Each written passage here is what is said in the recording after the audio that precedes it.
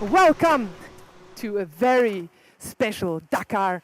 No, not only Dakar Inside, Classic Inside. We have a look on 70 years of history of the Unimog, the Universal Motorgerät in German. And we do that in the Unimog Museum. Now we're getting into the museum by the back entrance. My name is Ellen Lohr, and I lead you not only through the history of the Unimog, but also we are going to have a nice drive together later on. So stay with me. In the museum, of course, you have very different exhibits. It's just a small exhibition, but it's a lot to do for everybody, for children having some fun outside, inside, and for all the adults and interested and fans of the Unimog. They have very different exhibitions here, changing every year, and also there is a lot to do yourself. You can drive nearly all the models from the past and from now, from the present, and also you can co-drive them, of course, if you don't want to drive yourself. But let's start our 70 years inside Unimog story with the #1 model. This is it. Well, actually, it's the number 6, which was ever built in 1946. 1946, right after the war, there were some engineers thinking of what can we do to earn something for living and what can we do to help everybody? What does everybody need in those tough times? And then they constructed the Unimog. This tractor here, the little grey Ferguson, that was the state-of-the-art tractor model at that time. But the Unimog, already the model #1, was so much better. If you just have a little look at it, you can see that you have 2 people driving it instead of 1.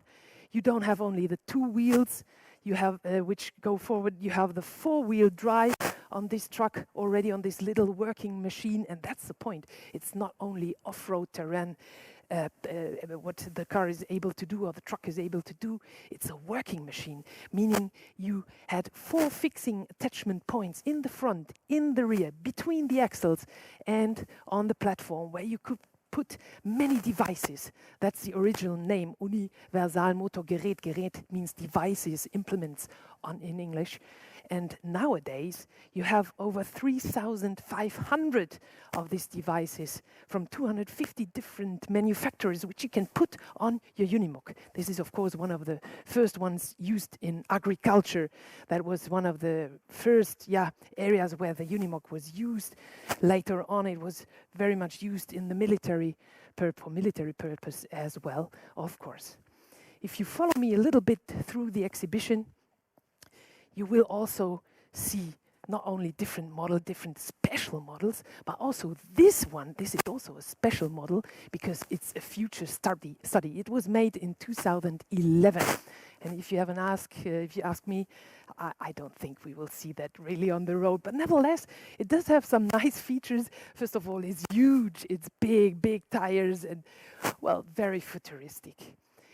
Futuristic is a keyword, because if you have a look here, this is the cabin of the model from 2000. So a little bit in the past, but still used very much. And the cabin already has a carbon composite structure to put the weight down. And that was very, very futuristic in 2000 to use it on a truck. And of course, it's still used in the future as well and at the present models. Like I said in the beginning, I want to take you on a ride. And that's possible in the Mercedes Unimog Museum as well. So you not only have the exhibition, like I said, you also have the chance to drive yourself. I have the pleasure and honor to be driven by Mr. Heinz Thiemeyer. And that's a big pleasure because he knows everything about Unimog. Because on the outside of the museum, you have this fantastic test track. And Mr. Thiemeyer is really the #1 in his business. He's the #1 instructor for all Unimog events on all terrain. So let's join him and go for a ride, a wild ride.